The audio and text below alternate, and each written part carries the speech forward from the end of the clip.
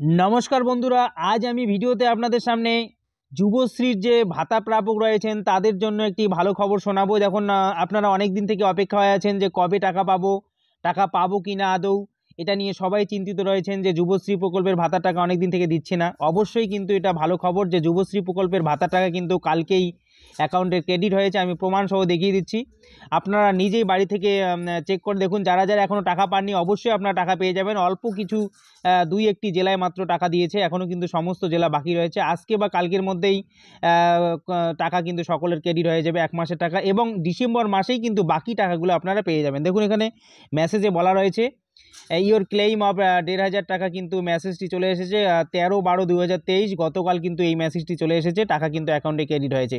দেখুন ডিসেম্বর মাসে কিন্তু আপনারা আরও 1 মাসের করে টাকা পাবেন। আমি এর আগে একটি ভিডিওতে বলেছিলাম যে 15ই ডিসেম্বর মধ্যেই টাকা পেয়ে যাবেন 2 মাসের, কিন্তু এখানে 1 মাসের দেওয়া হচ্ছে, আরও কয়েকদিন পরেই 1 মাসের টাকা দেওয়া হবে, অর্থাৎ ডিসেম্বর মাসে মোট আপনারা 2 মাসের টাকা পেয়ে যাবেন।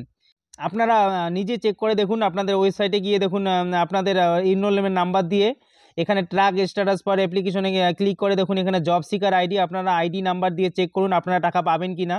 যদি আপনাদের এখানে নাম এরকম শো করায় enrol under employment bank live case in Yuvashree your annexure 3 has been submitted, এরকম লেখা যদি দেখায় অবশ্যই আপনারা যুবশ্রী প্রকল্পে টাকা পাবেন।